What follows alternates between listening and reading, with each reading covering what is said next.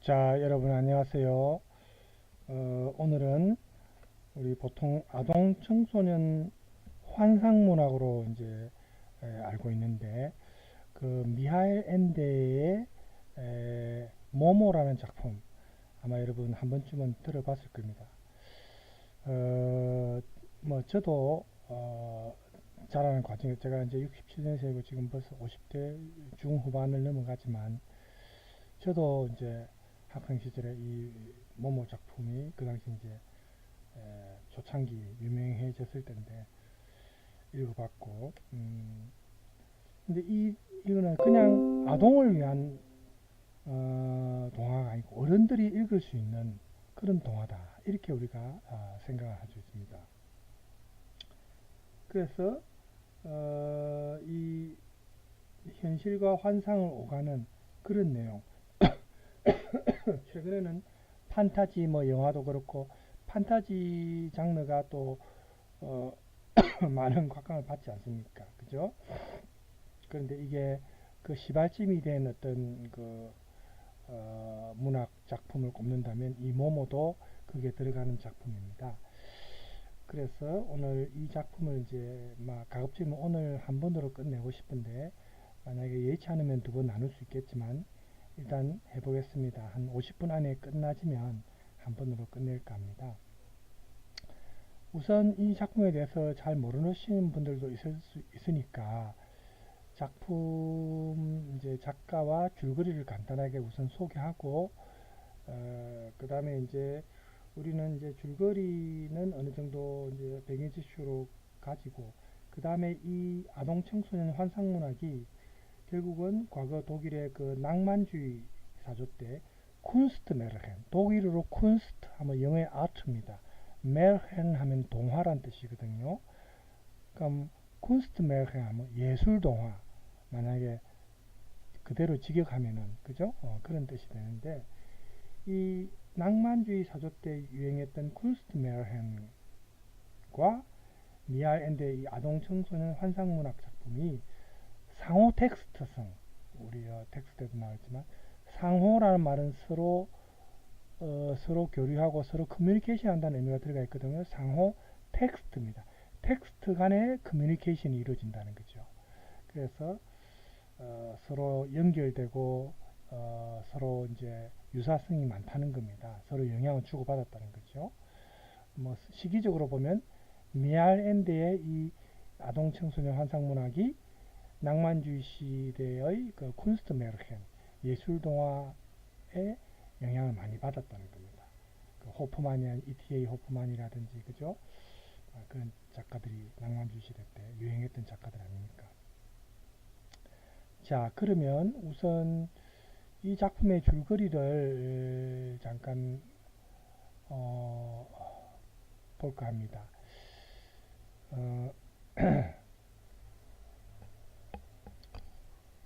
자, 하나 내볼게요. 잘 들어보세요. 세 형제가 한 집에 살고 있습니다. 읽겠습니다. 그들은 정말 다르게 생겼어요. 그런데도 구별해서 보려고 하면 하나는 다른 둘과 똑같아 보입니다. 첫째는 없어요. 이제 집으로 돌아오는 참입니다. 둘째도 없어요. 벌써 집을 나갔죠. 셋 가운데 막내, 셋째만 있습니다. 셋째가 없으면 다른 두 형도 있을 수 없으니까요. 하지만 문제가 되는 셋째는 정작 첫째가 둘째로 변해야만 있을 수 있습니다. 셋째를 보려고 하면 다른 두 형 중에 하나를 보게 되기 때문이죠. 그렇다면 세 형제는 하나일까요? 아니면 둘일까요? 아니면 아무도 없는 것일까요? 그들의 이름을 알아맞힐 수 있으면 세 명의 막강한 지배자 이름을 알아맞히는 셈입니다.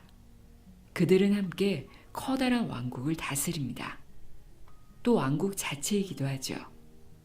그 점에서 그들은 똑같습니다. 여기서 형제들의 이름을 알아맞혀 보세요.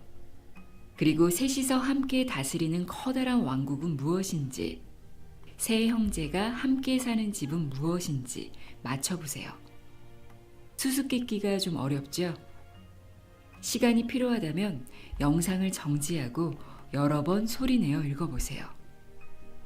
이 수수께끼는 책 모모에서 나옵니다. 시간관리자 호라 박사가 주인공 모모에게 이 수수께끼를 풀게 하는데요. 모모는 정답을 찾아냅니다. 여러분은 답을 찾으셨나요? 정답이 궁금하다면 영상을 끝까지 시청해 주세요.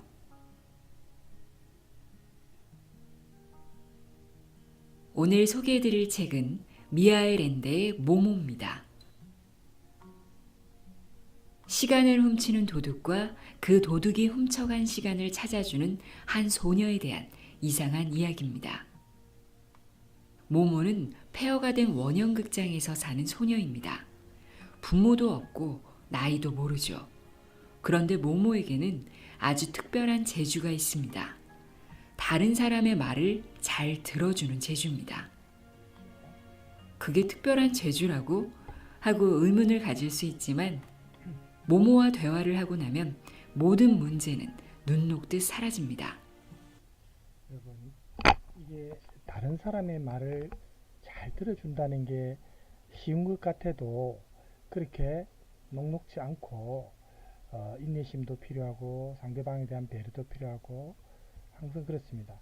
특히 우리나라 사람들 중에 이제 토론 문화에 익숙지 못하다 보니까 우리 정치인들만 보더라도 그렇고 자기와 생각이 다른 사람의 입장에 대해서 좀 이해해 준다든지 아니면 이해를 못하더라도 최소한 들어준다든지 이런 자세가 상당히 우리한테 많이 결여되어 있어요. 그래서 항상 정치적 후진성이란 말을 듣죠. 우리가 경제나 다른 예술 분야나 뭐 많은 발전을 이루고 선진국 대열에 들어섰지만 정치는 아직도 그런 상태에 머문다는 게 이런 데 익숙지 않기 때문입니다. 뭐 간단한 지금 모모라는 이야기지만은 모모의 이런 장점이 우리가 지금 배워야 할 부분이기도 하죠. 이 특별한 재주 덕분에 모모를 찾는 사람들이 많습니다. 모모는 진정으로 따뜻한 관심을 갖고 온 마음으로 상대의 이야기에 귀를 기울여 듣습니다. 그러면 상대는 자신도 깜짝 놀랄 만큼 지혜로운 생각을 떠올리게 됩니다. 단지 들어주기만 했을 뿐인데 말이죠. 지금 있는 그대로의 나와 같은 사람은 이 세상에 단 한 사람도 없다는 사실을 알게 되고 나는 나만의 독특한 방식으로 이 세상에서 소중한 존재라는 걸 깨닫게 됩니다. 이 책은 시간에 대한 이야기입니다. 시간은 관념이라고 하죠. 시계와 달력으로 시간을 확인할 수는 있지만 시간이 빠르고 느린 것은 상황마다 다르게 느껴집니다. 뭔가에 푹 빠져 몰입하고 있을 때는 시간이 빠르게 흐르고 하기 싫은 일을 할 때는 시간이 더디게 느껴지죠. 모모는 시간은 삶이며 삶은 우리 마음속에 있다고 말합니다. 저는 시간에 대한 강박이 있었어요. 전에는 이런 제가 시간관념이 철저하다라고 생각했는데요. 언제부턴가 이게 강박이 아닐까 하는 의심이 들더라고요. 성격이 다소 급한 편이기도 하고 바쁜 일이 없어도 늘 습관적으로 시간을 확인했습니다. 시간에 매여 있던 제가 모모를 읽고 크게 깨달았습니다. 시간에 매여 있으면 지금 이 순간을 살 수 없다는 것을 말이죠. 우리는 지금, 현재의 가치를 잊고 살아갈 때가 많은데요. 모모는 지금을 살아가는 것이 가장 가치 있는 삶이라는 걸 알려줍니다. 모모가 사는 도시에 시간을 훔쳐가는 회색 신사가 등장하는데요. 회색 신사는 미래를 위해 시간을 저축해야 하고 저축하지 않으면 시간을 낭비하는 것이라고 사람들을 설득합니다. 회색 신사들로 인해 도시는 차츰 변해가는데요. 커다란 공장이나 사무실 등 도시 곳곳에 이런 글귀가 적힌 팻말들이 걸리게 됩니다. 시간은 귀중한 것, 잃어버리지 말자. 하지만 시간을 아끼는 사이에 전혀 다른 것을 잃어버리고 있다는 사실을 눈치채지 못하는데요. 자신의 삶이 점점 빈곤해지고 획일화되고 차가워지고 있다는 것을 알아차리지 못합니다. 시간을 저축하느라 지금을 살아가지 못합니다. 우리의 모습과 좀 흡사하죠.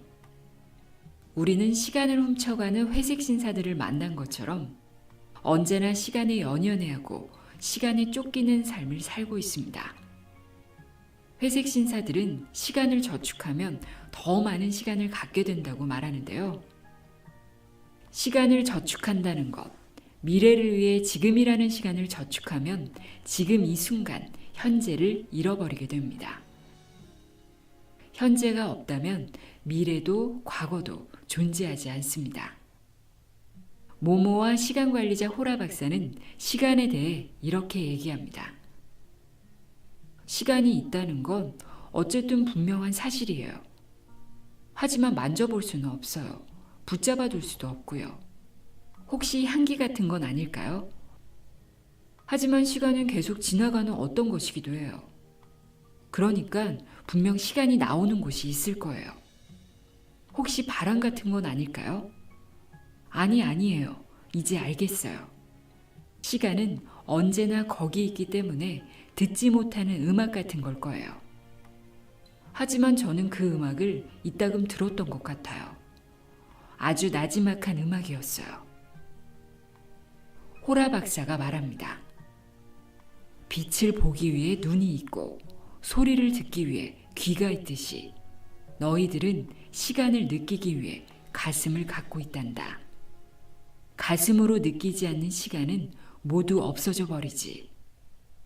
이 세상에는 쿵쿵 뛰고 있는데도 아무것도 느끼지 못하는 눈멀고 귀먹은 가슴들이 수두룩하단다. 가슴으로 느끼지 않는 시간은 모두 없어져 버린다는 호라 박사의 말에서 전율이 느껴졌습니다. 내가 눈멀고 귀먹은 가슴은 아닌지, 특히 아이와 함께하는 시간을 그렇게 보내고 있는 건 아닌지 돌아봤는데요. 아이가 놀아달라거나 무엇을 같이 하자고 하면 나중에 하면 안 될까? 내일 하면 어때? 하고 아이와의 시간을 자주 내일로 미뤘는데요. 저뿐만 아니라 많은 부모들이 바쁜 일상에 쫓겨 아이들에게 자주 하는 말이 아닐까 싶습니다. 방금 이제 이런 내용이 이게 어른들을 위한 동화다라는 그 슬로건과 좀 일치하는 내용이죠.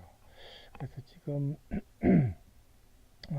방금 제가 보여준 이 내용은 이제 구체적인 줄거리는 조금 빈약하고 줄거리를 알고 있는 상황에서 우리가 느낄 수 있는 그런 부분들을 많이 얘기하고 있는데 조금 시간이 한 18분짜리지만은 조금 구체적으로 줄거리를 소개하는 부분을 제가 다시 들려드릴게요. 어둠 속에 비춰오는 너의 빛 어디서 오는지 나는 모르네. 바로 곁에 있는 듯 아스라이 먼 듯 언제나 비추건만 나는 내 이름을 모르네. 거질 듯 아련히 빛나는 작은 별아. 미하일랜드의 모모의 첫 부분에 나오는 예사일랜드의 동요입니다. 어둠 속에 비춰오는 빛처럼 우리의 마음 속에 시간이 있다는 사실 알고 계시나요? 모두의 마음 속에 시간의 사원이 있고 그곳에는 아름다운 시간의 꽃이 있답니다. 잊고 있었던 시간의 진정한 의미를 일깨워주는 이야기. 모모를 잊고 나면 바쁜 세상을 사는 지금 자신의 모습을 되돌아볼 수 있을 거예요. 초등학교 5학년부터 읽을 수 있는 책이지만 바쁘게 살아가는 어른들이 읽어보면 잊었던 동심과 시간의 소중함을 일깨울 수 있으리라 생각합니다. 그럼 아름다운 동요와 같은 경이로운 이야기를 간략히 알려드리겠습니다. 어느 커다란 도시에서 모모의 이야기는 시작된다. 그곳에는 아주 먼 옛날에 세워진 원형극장이 터만 남아 있었다. 가난한 사람들을 위한 작은 원형극장. 모모는 그곳에서 살고 있다. 키는 작고 말라깽이라서 8살인지 12살인지 헷갈리는 소녀. 칠흑 같은 뒤엉클어진 새까만 고수머리였고 예쁜 커다란 눈은 머리 색깔과 같은 까만색이었다. 신발을 신지 않고 맨발로 돌아다녀서 발도 새까만 모모는 색색까지 알록달록한 천을 이어 붙여 만든 치마에 다 낡아 빠진 헐렁한 남자 옷옷을 걸치고 있었다. 원형극장에서 혼자 살아가는 무모를 사람들은 데려가려고 하였지만 무모는 혼자 사는 것을 택한다. 다행히 무모는 친절한 사람들에 둘러싸여 살아간다. 무모가 사는 원형극장에는 사람들이 끊이지 않았다. 무모는 항상 누군가의 곁에서 이야기를 듣고 있다. 아무튼 무모에게 가보게 마을 사람들은 그게 인사처럼 일상어로 사용하였다. 무모가 똑똑하거나 현명하거나 공정해서가 아니었다. 무모는 악기를 다루거나 노래를 잘하는 재주도 마술을 부릴 줄도 몰랐지만 남들과는 다른 재주가 있었다. 바로 다른 사람의 말을 들어주는 재주였다. 무모만큼 남의 말을 잘 들어주는 사람은 세상에 없었다. 말하는 사람이 자신도 놀랄 만큼 지혜로운 생각을 이끌어내고 수줍은 사람을 거침없이 대담한 사람으로 변화시키고 평범한 사람은 자신이 세상에서 소중한 존재라는 사실을 깨닫게 해주었다. 싸우고 원수처럼 지내던 사람도 무모의 앞에서 대화를 하면 웃고 화해를 하였다. 그건 사람뿐만이 아니었다. 노래를 부리지 않는 카나리아도 일주일이 지나면 즐겁게 지저귀기 시작했다. 도시의 아이들도 무모를 찾아왔다. 아이들은 어른들과 달리 재미있게 놀기 위해서였다. 무모와 함께 있으면 아이들은 기발한 아이디어가 떠올라서 라모는 기기라고 불렸는데 모든 것이 배포와는 정반대였다. 전혀 어울리지 않아 보이는 두 사람도 무모로 인해 친구 사이였다. 무모가 살아가는 이 행복한 도시에 이상한 일이 벌어지고 있었다. 도시의 회색 신사들이 서성이고 있었고 열심히 신사들이 이제 시간을 뺏어가는 그런 존재들이죠. 일하는 그들의 숫자는 점점 불어났다. 회색 신사는 사람들의 시간을 대상으로 도종의 계획을 꾸미고 있었다. 이발사 푸지의 앞에 회색 신사가 납회색 서류 가방과 회색 시가를 피우며 나타났다. 그들은 푸지에게 시간을 저축하는 은행 계좌를 개설하라고 하였다. 시간을 저축하여 5년 동안 찾지 않으면 이자를 받게 되고 5년마다 2배로 늘어나 20년 동안 매일 2시간씩 저축하면 256배의 시간을 받을 수 있다고 한다. 앵무새를 돌보고 극장을 가거나 친구들을 만나고 책을 읽는 시간, 잠자리에 들기 전에 하루를 생각하는 것으로 시간을 낭비하지 말라고 한다. 지금 말하는 이런 일상의 소소한 것들이 사실은 중요한 건데 이거를 잊어버리게 하는 거죠. 뭐 돈이 되는 일하는 시간이나 돈을 벌 수 있는 시간 이런 것만 소중하게 생각하게 하고 일상의 소소한 어떤 행복감을 느낄 수 있는 이런 거를 시간 낭비라고 생각하게 만드는 겁니다. 그렇죠? 그들의 은행은 계약서도 쓰지 않고 신뢰로 계약을 한다. 푸지는 계약을 하는데 회색 신사의 시가 연기가 사라지면서 그 방문객의 기억도 사라졌다. 시간을 아끼면 곱절의 시간을 벌 수 있다는 생각에 열심히 시간을 아끼기 시작한다. 시간을 아꼈지만 하루하루는 점점 짧아졌고 자투리 시간은 남지 않게 되었다. 이발사 푸지뿐만 아니라 도시에는 시간 절약을 시작하는 사람이 늘어났다. 사람들은 쉴 때도 빠른 시간 내에 가능한 많은 즐거움과 휴식을 주는 오락을 찾았다. 더 이상 축제를 제대로 즐길 수 없었다. 시간은 귀중한 것, 잃어버리지 말라. 시간은 돈과 같다. 그러니 절약하라. 그런 사람들이 늘어가면서 도시는 변화해갔다.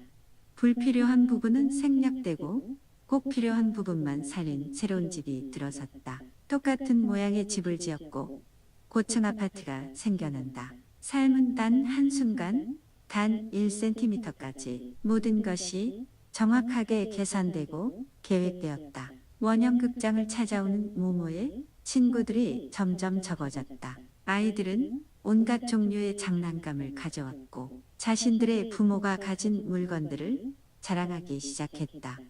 용돈을 많이 받지만 엄마 아빠와 놀 시간이 없어진 아이들이 늘어났다. 무모는 원형극장을 찾아오지 않는 친구들을 찾아 나선다. 미장의 니콜라는 무모에게 날마다 건물이 한 층씩 올라가서 바쁘다고 한다. 모르타르에 모래를 많이 섞고 엉터리로 짓는 건물이었다. 니콜라는 모모에게 다음에 찾아간다고 해놓고는 찾아오지 않는다.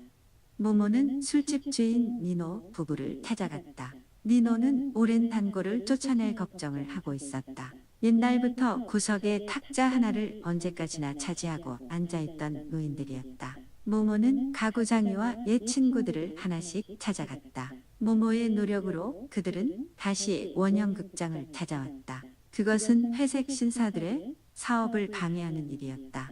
어느 날 모모는 돌계단에서 바비 인형을 줍는다. 모모는 바비걸과 놀이를 해보지만 지루함을 느끼고 만다. 그때 한 명의 회색 신사가 찾아온다. 회색 신사는 모모에게 바비 인형을 위해 필요한 모든 것을 주겠다고 한다. 바비 인형과 노는 법을 알려주면서 친구는 필요 없다고 말하는 회색 신사.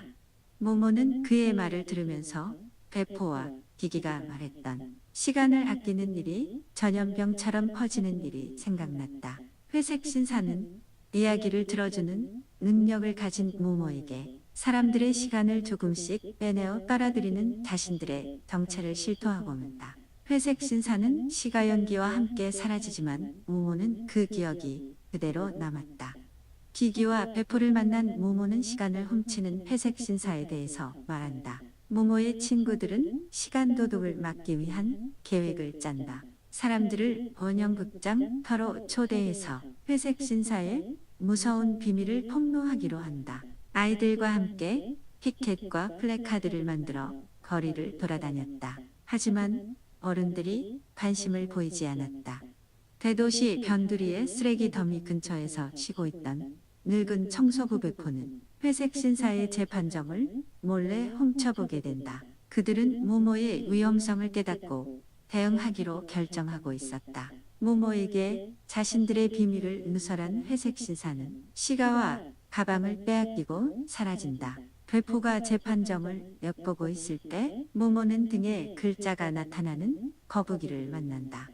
같이 가자는 거북이의 글자를 보고 따라가는 모모. 배포는 모모를 구하러 자전거를 타고 달려간다. 원형극장에는 회색 신사들이 모여 있었고 사실은 상징적인 의미가 있습니다. 우리가 느림의 이야기라는 시간에 쫓기지 않고 그죠? 요즘에 느림의 이야기 오히려 사람들의 관심을 받고 있는데 그 부기가 그런 어떤 느림의 이야기를 상징하는 동물. 모모는 보이지 않았다. 모모는 거북이를 따라 천천히 걷고 있었지만 빠르게 지나가는 자동차들은 모모를 눈여겨보지 않았다. 모모는 천천히 걸으면서도 빨리 앞으로 나갈 수 있었다. 모모가 회색 신사들에게 잡혀갔다고 생각한 배포는 기기를 찾아간다. 기기는 원형극장이 어지럽혀져 있었다면 모모가 도망쳤을 거라고 한다. 두 사람은 모모가 다시 나타나기를 기다리기로 한다. 시간저축은행 본부는 대출동 명령이 내려지고 거리마다 회색 신사들이 들끓는다. 회색 신사들은 모모를 발견하지만 이상한 거리로 접어든 모모를 잡을 수 없었다. 언제나 없는 거리에서 그들의 자동차는 전혀 앞으로 나가지 않는다. 모모는 거북이의 말대로 뒷걸음질 치면서 힘들지 않고 앞으로 나갈 수 있었다. 아무데도 없는 집에 도착한 모모는 호라 박사를 만난다. 모모를 놓친 회색 신사들은 중대 위험으로 중역단 회의를 연다. 모모를 잡으려고 낭비한 시간을 걱정한 그들은 아무도 모모와 시간을 보내지 않게 만들기로 한다. 회색 신사들은 모모의 친구인 배포와 기기를 노리게 된다. 그때 모모는 호라 박사와 함께 시간의 근원지에 있었다. 자그마한 최고의 노인 세쿤두스 미노티우스 호라 박사는 모모를 구하려고 거북이 카시오페이아를 보낸 것이다. 호라 박사는 시계침도 숫자도 없는 회중 시계를 가지고 있었다. 이제껏 일어나지 않았고 앞으로도 일어날 수 없는 어떤 일이 일어날 수 있는 순간 아무도 깨닫지 못하고 지나버리는 운명의 시간을 알려주는 시계였다. 카시오페이아와 모모가 느리게 도시를 가로질러 왔지만 회색 신사들이 잡지 못한 것은 거북이가 반 시간 앞에 미래를 볼 수 있기 때문이었다. 호라 박사는 모모에게 회색 신사의 정체를 알려준다. 인간의 일생을 묻고 살아가는 그들은 죽은 시간으로 목숨을 이어가는 존재였다. 무라 박사는 모모에게 미래, 과거, 현재에 관한 수수께끼를 낸다. 과거는 지난 순간이고 미래는 앞으로 올 순간. 현재가 없으면 다른 둘은 있을 수 없다는 정답을 맞춘 모모. 호라 박사는 모모에게 시간이 오는 곳을 보여준다. 아름다운 꽃봉오리가 피어있는 곳은 모모 자신의 마음속이었다. 잠에서 깨어 원형극장에서 눈을 뜬 모모. 꿈이라 생각했는데 거북이 카시오페이아와 함께였다. 모모가 사라진 지 1년이 지난 후였다. 기기는 마지막 밤은 진짜 이야기꾼으로 라디오와 TV에 나오는 유명인이 되어 있었다. 기기는 모모를 찾으려고 하는데 한 통의 전화를 받는다. 잿빛 음성은 자신들이 기기를 유명인으로 만들었으며 모모를 포기하라고 한다. 베포는 모모를 찾기 위해 경찰서를 찾아갔었다. 유치장에 반나절 동안 갇혀있던 베포는 정신병원으로 끌려가고 만다. 거기서 회색 신사를 만나는 베포. 그들은 모모를 구하고 싶으면 10만 시간을 저축하라고 한다. 회색 신사들은 모모가 없어도 원형극장으로 모여드는 아이들을 막으려고 어른들을 이용해서 타가소를 만들었다. 그곳에서 뭔가 유용한 것을 배우면서 즐거워하고 꿈을 꾸는 것은 잊어가고 있었다. 원형극장에 1년 만에 돌아온 모모는 기기의 편지를 발견한다. 니노의 빠른 레스토랑을 찾아간 모모. 니노에게 기기와 베포, 아이들에 대해서 묻는데 너무 많은 손님이 몰려들어 꽃과 음악 이야기를 할 수 없었다. 모모는 기기를 찾아가는데 카시오페이아는 모모를 찾으러 간다며 떠난다. 모모는 기기를 만나지만 끔찍하게 바쁜 기기는 쉴 새 없이 자신의 이야기만 한다. 기기는 모모와 함께하면 진짜 이야기가 떠오를 수 있을 것 같았다. 모모와 함께 여행을 다니고 공주처럼 예쁜 옷을 입히고 싶었지만 모모는 기기를 따라가지 않는다. 원형극장으로 돌아온 모모는 몇 주, 몇 달이 흘러도 혼자였다.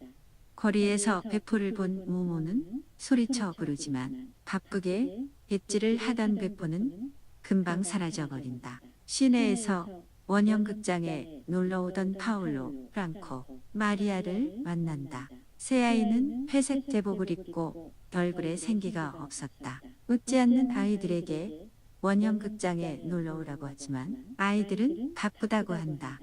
모모는 타가수 앞에서 회색 신사를 만나고 그들은 자정에 찾아온다고 한다. 겁이 나서 원형극장으로 돌아가지 못하고 도망치는 모모. 3년 차에 빈칸에 올라타 잠이 들어 꿈을 꾼다. 기기와 베포, 아이들이 위험에 처하고 도와주지 못하는 꿈이었다. 잠에서 깬 모모는 3년 차에서 뛰어내린다. 용기와 자신감을 되찾은 모모는 회색 신사를 만나기로 한다. 사방에서 자동차를 타고 돌려든 회색 신사들, 모모에게 호라 박사와 시간의 꽃을 물어본다. 그들은 모든 사람의 모든 시간을 가지려고 호라 박사에게 안내하라고 협박한다. 카시오페이아만이 그곳에 갈 수 있다고 말하고 회색 신사들은 더부기를 찾아 흩어진다. 그때 카시오페이아가 모모 앞에 다시 나타나고 둘은 호라 박사를 찾아간다. 회색 신사들도 모모와 카시오페이아를 몰래 뒤따라간다. 느리게 갈수록 더 빠르다는 비밀을 회색 신사들도 알아챈다. 뒷걸음질로 언제나 없는 거리로 뛰어드는 모모. 아무 데도 없는 집에 도착하는데 회색 신사들이 거리를 포위하고 만다. 그들은 언제나 없는 거리에 들어서면 시간의 소용돌이에 휩싸여서 사라지고 말았다. 회색 신사들은 시가 연기를 내뿜어 호라 박사가 사람들에게 나눠주는 시간을 오염시킨다. 오염된 시간은 견딜 수 없는 지루함들 느끼게 하여 사람들을 회색 신사와 똑같이 만들어 버린다. 호라 박사는 사람들을 구하기 위해 모모에게 도와달라고 한다. 사람들은 마음속의 황금빛 시간에 사원을 하나씩 간직하고 있는데 회색 신사들은 사람들의 시간에 꽃을 얼려서 거대한 창고에 보관하고 있었다. 모모는 그 창고를 찾아가 그게 이제 이 창구가 내나 결국 사람들의 시간을 저축한다는 그 창고라고 볼 수 있습니다. 시간을 모두 풀어줘야 했다. 호라 박사는 시간의 꽃 한 송이를 모모에게 주고 잠이 든다. 꽃을 가진 모모는 한 시간을 가지게 되었다. 시간의 바깥에 존재하는 카시오페이아가 도와주기로 한다. 회색 신사들은 아무데도 없는 집에 들어오지만 곧 시간이 정지된 것을 알아챈다. 공포에 질린 그들은 서로 싸우면서 시간이 보관된 창고로 되돌아간다. 회색 신사가 도망치고 모모와 카시오페이아가 뒤쫓기 시작한다. 회색 신사들은 서로의 회색 시가를 차지하기 위해 싸우면서 돌아간다. 시가를 빼앗긴 회색 신사는 흔적도 없이 사라진다. 대도시의 변두리에 있는 그들의 본부를 발견한 모모. 남은 시간을 아끼기 위해 회색 신사들은 제비뽑기를 해서 6명만 남고 만다. 모모는 들고 있는 시간의 끝으로 열려있던 창고의 문을 움직여 닫아버린다.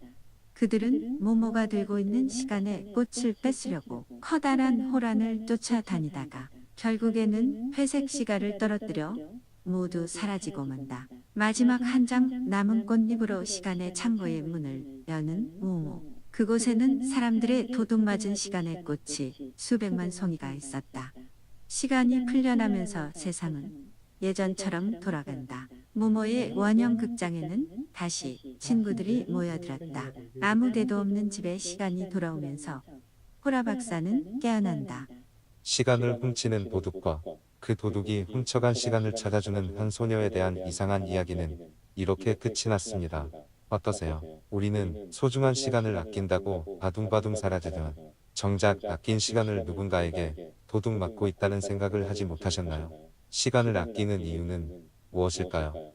무엇 때문에 더 열심히 움직이고 더 바쁘고 정신없이 살아가는 것일까요? 유명인이 되어 성공을 한다고 하여도 옆에 친구가 없다면 무슨 의미일까요? 현재가 없으면 과거도 미래도 존재하지 않는다는 시간의 비밀 잊지 마시고 지금 주어진 현재를 무작정 아끼려고만 하지 말고 소중한 친구들과 가족들과 함께 유용하게 사용하는 것이 더 중요하리라 생각합니다. 예. 이 정도로 우리가 이제 그 모모 작품을 모르는 분들을 위해서 제가 줄거리 소개를 해드렸습니다. 그래서 지금 이 그림에 보면 이분이 내나 미하일 엔데입니다. 그죠? 미하일 엔데. 위암으로 65세인가 하여튼 뭐 그렇게 오래 살지는 못했어요. 그때 돌아가셨고, 어쨌든 이 사람의 작품이 세계적인 히트를 쳤고, 우리가 뭐 해리포터 시리즈라든지 이런 거 요즘에 많이 이 환상문학에 대해서 열광하는데, 그 이전에 선구적인 역할을 한 작품이 내나 모모죠. 그래서 우리가 20세기 후반부터 이제 전 세계에서 이 환상문학에 대한 관심이 높아졌는데, 뭐 영화든 게임이든 애니메이션이든 이런 새로운 미디어에 이제 더 이렇게 많이 등장하게 되고, 그래서 이제 이 환상문학 때문에 신화나 전설이 재발굴되고 신화와 전설에 대해서 사람들이 더 관심을 갖게 되고, 우리가 그리스 신화라든지 이런 것도 이미 오래전부터 있어 왔지만 재발견하는 그런 계기가 되었습니다. 이제는 뭐 어떻게 보면 문화적 현상으로도 우리가 알 수 있는데, 그 해리포터 시리즈 같은 경우도 우리가 보면 알 수 있듯이 이 환상문학에 대해서 많은 사람들이 이제 열광하고 이렇게 하고 있지만, 그 근원이 결국 낭만주의 사조입니다. 낭만주의 문학. 낭만주의 문학, 특히 제가 아까 말했던 독일어로 쿤스트 메르헨, 우리 저 텍스트에 보면 여기 쿤스트 메르헨이라 있죠. 그러니까 쿤스트 메르헨, 독일어로 쿤스트, 이게 영어의 아트입니다. 메르헨이 동화입니다. 이거 번역하면 예술 동화 혹은 작가 동화 이렇게 번역할 수 있는데, 동화라는 개념이 보통 우리 독자들한테 아동 청소년 문학으로 이렇게 생각하기 쉽기 때문에 아동 청소년 문학에 국한되지 않는다는 의미에서 그냥 그대로 쿤스트 메르헨으로 이제 여기서는 쓰고 있는 거죠. 그래서 이렇게 이제 글자가 요 정도가 낫겠네요. 그래서 이 현대에서 이제 이 환상문학의 특징이 우리가 보통 현실과 환상이 뒤섞여 있다는 거, 또 아동 청소년 문학과 일반 문학의 어떤 경계선이 사라지는 그런 현상을 환상문학이라고 이제 보통 말을 합니다. 그래서 이게 전부 아까 말했던 그 낭만주의 시대 때의 쿤스트메르헨 예술 동화라고 하죠. 쿤스트메르헨에서 이제 막 파생되었다고 볼 수 있는데, 그래서 우리가 이제 방금 모모 작품 줄거리를 들었지만 이 아동 청소년 문학의 대표 작가인 미할 엔데하고 그 다음에 낭만주의 사조 때 그 쿤스트 메르헨 그 예술 동화와 이 미할 엔데의 아동 청소년 문학 간의 그 상호 텍스트성 텍스트 간의 어떤 서로 커뮤니케이션 되고 서로 연결점이 있다는 것을 이제 알아보려는 게 이제 이 텍스트입니다. 우리가 지금 보고 있는 이 미하엔드는 환상문학이 이렇게 황금기를 누리는데 결정적 기여를 한 작가고, 그 당시 이제 1970년대에 신리얼리즘, 신사실주의라고도 할 수 있죠. 그리고 여기에 이제 게토화된 예술 세계로부터 환상의 해방, 게토화란 말은 이렇게 울타리를 만들어서 가두어 놓는 거, 거기에 사람들이 모여 있고 가두어 놓는 게 게토화거든요. 배제하고 이제 제한하는 거죠. 이렇게 게토화된 예술 세계로부터 환상을 해방시킨다는 이런 슬로건을 내세웠죠. 그래서 신주관성의 어떤 대표 주자로서 그 미할 엔데가 유명한 그 작가로 알려져 있습니다. 그래서 미할 엔데 자기 자신이 이 낭만주의의 계승자다, 이렇게도 이제 자기가 얘기를 했는데, 여러분 낭만주의의 대표적인 작가가 누군지 생각납니까? 독일 문학에서는 낭만주의 하면은 에테아 호프만이 제일 유명하고, 그 외에도 노발리스라든지 티크라든지, 그 다음에 이제 샤미소는 터키계 이민문학 작가지만은 이 환상문학 작품을 많이 썼습니다. 비교적 최근 작가입니다. 샤미소라든지. 그래서 호프만, 노발리스, 티크, 샤미소 이런 사람들이 환상문학의 이제 낭만주의의 계승자로서 우리가 꼽을 수 있는 작가들입니다. 이외에도 물론 더 많지만은 대표적인 작가 중에 들어갑니다. 미할 엔데는 1960년에 짐 크노프라는 이제 작품으로 아동 청소년 문학 작가로서 이제 주목을 받았습니다. 짐 크노프 이 소설도 사실은 유명하거든요. 전 세계 20개국 언어로 번역되고 수백만 권이 팔렸습니다. 그래서 짐 크노프 이 작품을 소재로 해가지고 뭐 TV 시리즈라든지 뮤지컬이나 인형극도 제작되고 엄청나게 성공을 했습니다. 그 다음에 또 미할 엔데를 가장 아동문학 작가로 명성을 가져다 준 것이 우리가 방금 들었던 모모, 그 다음에 하나 더 꼽는다면 끝없는 이야기. 독일의 원제목은 unendliche Geschicht입니다. unendlich 하면은 이게 영어의 endless죠. endless. 끝없는. 그죠? 그래서 이제 unendliche Geschichte. 이게 이제 이야기죠. 모모와 끝없는 이야기. 이게 이제 가장 유명하죠. 모모 다음에 이제 뒤이어서 성공한 작품이 끝없는 이야기입니다. 베스트셀러에 들어갔죠. 수년 동안. 그래서 엔데는 아동 청소년 문학도 이 문학성에 있어서 일반 문학에 전혀 뒤처지지 않는다. 오히려 우위를 점할 수도 있다라는 그 사람들의 인식을 이제 바꿔주는 그런 역할을 했습니다. 아동 문학이 이제 많이 격상된 거죠.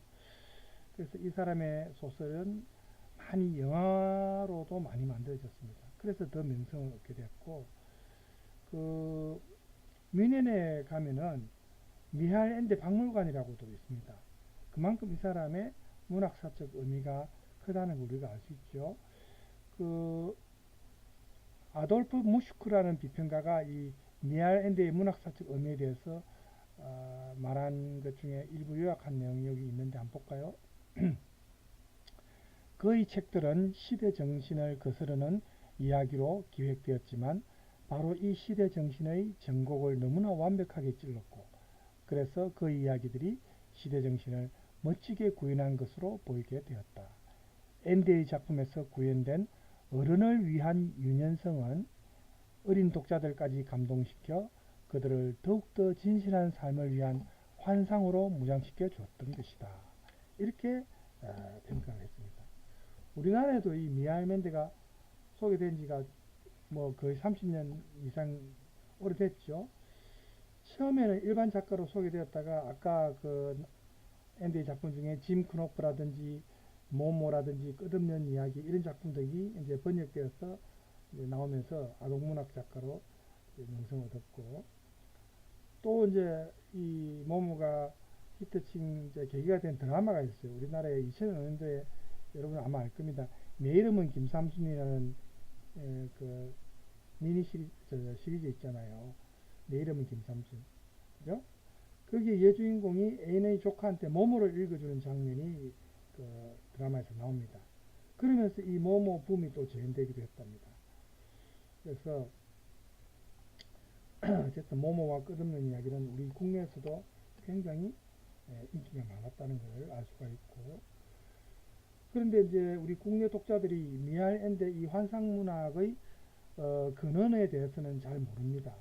그래서 이 사람의 작품을 단순히 어떤 한 천재적인 작가의 상상력으로 만들어진 작품이다. 이렇게 잘못 오해할 수도 있는데 그래서 우리가 이 지금 텍스트를 보는 이유는 이러한 오해를 이제 좀 바로 이해하도록 하기 위해서 미하일 엔데 문학 세계의 근원은 결국 낭만주의의 어떤 아동관에서 아까 말했던 쿤스트메르헬 이런 것과 연관성이 있다는 것을 우리가 이 텍스트를 보면서 이제 좀 살펴볼 겁니다.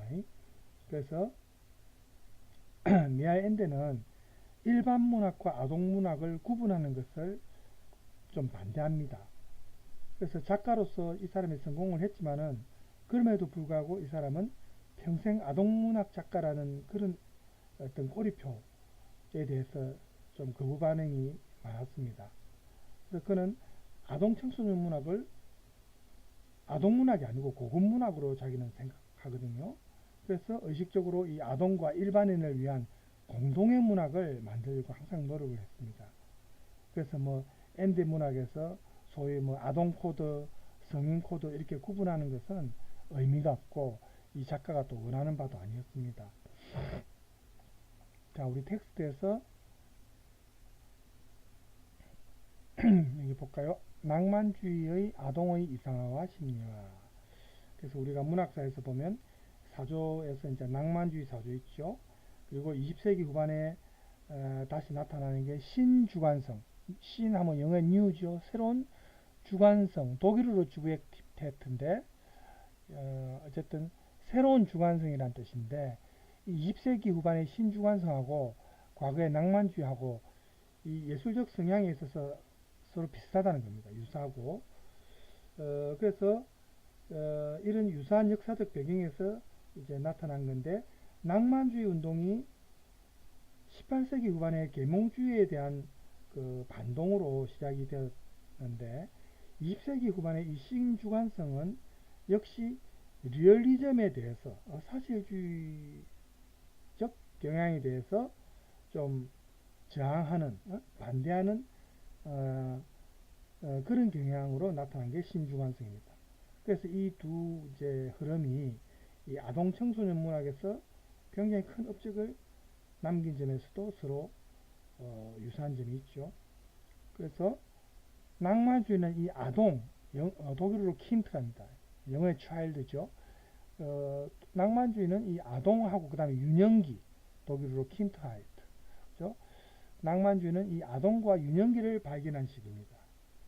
그래서 아동문학이 역사상 처음으로 어떤 장르로서 이제 인정을 받게 됐는데 이게 낭만주의 사조 덕분이죠. 그래서 이 아동이라는 개념이 언급되기 시작한 것은 1790년경인데 계몽주의적 어떤 교육 이념에 대해서 좀 비판하고 풍자하는 그런 의미에서 출발한 게 아동 개념입니다.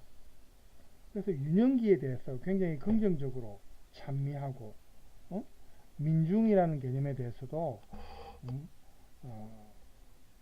좀 긍정적으로 이제 찬미하는 그 당시 이제 역사적으로 볼 때 나폴레옹이 독일을 침공했던 그런 시기거든요. 그런 정치적인 사건이 있었고 그래서 그 당시에 역사 철학의 근거해서 만들어진 자연관이 이제 배경이 되는데 이런 정치적으로 이제 정치적인 불안이나 문화적인 어떤 몰락 과정에 이제 직면해 가지고 그 당시 낭만주의 지식인들이 독일의 정치적 통일과 문화적 어떤 독일만의 문화적인 정체성, 아이덴티티를 만들고자 하는 갈망에서 독일 국민의 문화적 뿌리를 중세에서 찾았습니다. 그렇게 노력을 해서 결국 찾아낸 게 메르헨이죠. 동화, 메르헨. 그 다음에 전설, 민요 이런 게 전부 민속 문학에 들어가거든요. 그러니까 메르헨, 동화나 전설이나 민요 이런 민속 문학을 수집하는데 굉장히 노력을 했습니다. 그래서 이제 초기 산업 시대에 이제 지성인들이 이 자본주의가 이제 막 붐을 이루면서 오는 그 사람들의 소외감 이거를 아동과 민중 그리고 이 동화에서 투영합니다. 실제 민중에 대한 관심과는 조금 거리가 있었지만은 즉 민속문학을 수집하는 것은 민중처럼 되려는 그런 노력이라고 우리가 볼 수가 있습니다. 그래서 이러한 수집의 대표적인 사례가 이제 메르헨입니다. 동화. 여기 나오죠? 대표적인 사례, 수집의 대표적인 예가 메르헨 동화입니다. 그래서 우리가 윤영기하고 동화 메르헨에 대해서 갖는 이미지가 1800년경에 이제 만들어졌는데 이 동화라고 할 때는 연령과는 관계없이 어린이다움이라는 그런 의미가 들어가 있는 거죠. 유년기라는 의미. 그러니까 생물학적 유년기보다는 이념적인 유년기. 이 메르헨이 동화가 유년기의 이야기다. 즉 열정적으로 좀 감상적이게 센티멘탈하게 그려지는 자신의 지나간 그 어린 시절에 대한 기억 이런 것이라고도 볼 수 있습니다. 그래서 민중과 이 동화 메르헨의 어떤 연관성 이런 연결 관계가 가장 잘 드러나는 것이 우리가 보통 유모의 메르헨, 유모. 옛날에 우리로 치면 가정부인데 예전에는 유모라고 보통 했죠. 서구사에서도 유모가 많았어요. 집안 가사일을 도와주고 하는 유모들이 이제 보통 이야기를 들려줄 때 이 유모의 메르헨이라는 것도 얘기를 보통 많이 합니다. 그래서 여기서 이제 우리가 민중과 여성 또 아동 이런 걸 다 묶어주는 표현에 들어가는 게 이제 유모인데 유모의 동화죠. 그래서 그 당시 지식인들은 이런 그 민중이나 여성이나 아동 이런 사람들에게서 그 당시 부르주아적 산업사회에서 어떤 부정적인 면, 좀 너무나 분주하고 어떤 남성적인 산업사회와는 좀 대립하는 그런 세계를 여기서 발견한 겁니다. 그래서 이렇게 유년기를 동경하는 것이 사실은 퇴행하는 건 아니거든요. 자연의 유년기상 해가지고 여기 이제 우리 텍스트에 보면은 여기 나오죠. 유년기에 대한 동경은 퇴행 이상의 의미를 지닌다. 즉 자연의 유년기상에는 이렇게가 나오죠. 인간 능력과 힘의 무한한 발전 및 욕구의 만족 가능성 그리고 그렇지 못한 시민적 일상 사이에 갈등이 그려져 있다. 이렇게 표현했습니다. 과거에 비해서 이제 현재가 좀 더 나을 수 있었을 것이다 라는 이런 가정. 그렇지만 다른 한편으로는 잃어버린 과거의 낙원을 미래의 낙원으로 또 만들어야 하겠다. 뭐 이런 게 이 윤영기상의 어떤 내용이라고 볼 수 있습니다. 그러니까 낭만주의 대표적인 작가인 노발리스가 다시 발견한 낙원, 우리 보통 파라다이스라죠. 그게 이제 이 윤영기에서 찾는다는 거죠. 윤영기를 통해서 그 시민적인 일상의 그 어떤 비참한 일상을 묘사하면서 동시에 이를 극복하려고 하는 게 그래서 이제 이게 이론적인 방금 제가 말한 거는 이론적인 의미인데 우리가 모모를 읽기 전에 이 과거의 낭만주의 사조가 이 최근에 그 미알 앤데 같은 작가의 그 아동 청소년 문학에서 끼친 영향이 크다는 걸 지금 말하기 위해서 앞에 이런 내용들이 지금 나온 겁니다. 역사적으로 이제 관련성이 있다는 그런 내용이거든요. 그래서 이런 모든 게 자연관에서 기반한 겁니다. 이 아동관 자체가. 그래서 낭만주의가 계몽적인 교육을 거부하고 아동의 자율성이나 개성을 오히려 존중하고 이 아동의 자율적인 인간 형성, 그러니까 다른 말로 표현하면 환상을 통해서 인간이 형성된다는, 꿈을 꾸고 이제 어릴 때 꿈을 많이 꾸잖아요, 그죠? 환상이나 꿈 이런 걸 통해서 점차 인간이 형성된다는 거, 이런 걸 좀 더 긍정적으로 생각하고 그런 걸 요구하는 게 이제 낭만주의의 어떤 특징입니다. 그래서 낭만주의 아동 청소년 문학은 아동에게 조금 특별한 역할을 부여했습니다. 즉 여기 나와 있는 것처럼 아동 이꼬르 자연이다.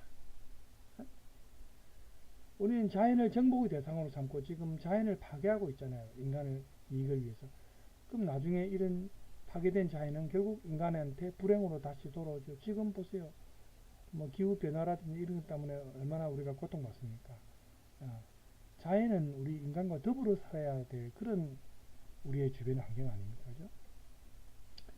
아동은 자연이라는 등식에서 자연으로부터 소외된 현실 세계를 구원하는 임무를 이 어린 주인공한테 그런 역할을 맡기는 겁니다. 그래서 독일어권 문학에서 이 후기 낭만주의 작가인 아까 말했던 에티아 호프만, 가장 대표적인 작가죠. 이 호프만의 쿤스트 메르헨, 예술 동화이자 아동 메르헨의 아동 메르헨에서 아동 그 동화죠. 여기에서 주로 이제 자주 나오는 게 낯선 아이입니다. Das fremde Kind. 독일어로 fremd 하면 낯선 이런 뜻이거든요. Kind 아이고. 이 낯선 아이가 어린 예술을 상징합니다. 또 동시에 환상, 즉 문학을 대변하는 게 이 낯선 아이입니다. 그래서 이 낯선 아이가 지금 현대 와서는 모모로 등장하는 거죠. 이 낯선 아이가 현실 세계의 구원자로 이제 등장한 겁니다. 위기에 빠진 세계를 이 어린이 주인공이 구원한다는 거죠. 그런 설정이 이 아동 청소년 문화에서 이제 주로 나타난다는 거죠. 그래서 이 호프만의 영향, 이 낯선 아이라는 이 작품 제목이기도 한데 이 영향을 미하엘 엔데도 많이 받았다는 겁니다. 우리가 미하엘 엔데의 작품을 읽다 보면은 과거 낭만주의 시대 때 이 호프만이라든지 이런 작가들의 영향이 많이 나타난다는 거죠. 그래서 현대의 이 아동 청소년 환상문학이 과거의 이 낭만주의 작가들로부터 어떻게 영향을 받았는지, 그리고 현실 비판이나 현실 도피나 혹은 새로운 현실 창조라는 이 환상문학의 어떤 기본 원칙들이 아동이라는 이 특별한 대상을 우리가 전제로 할 때 이 쿤스트 메르헨하고 어떠한 유사점이 있는지 우리가 미알 엔데의 그 모모라는 작품을 통해서 한번 이제 살펴본다는 겁니다. 아까 모모의 줄거리는 다 들었죠? 지금 시간이 벌써 54분이에요. 오늘 한 번에 못하겠네요, 결국. 나눠야 되겠습니다. 그래서 다음 시간에는 여러분, 이 부분, 우리 텍스트 85쪽인데, 메르헨 소설 모모와 낭만주의 쿤스트 메르헨, 이 부분을 하도록 하겠습니다. 시간이 벌써 55분이나 되어서 잘 몰랐습니다. 한 40분만 하려 했는데. 자, 여기서 일단 끊겠습니다. 여러분 다음 시간에 남은 부분 할게요. 감사합니다.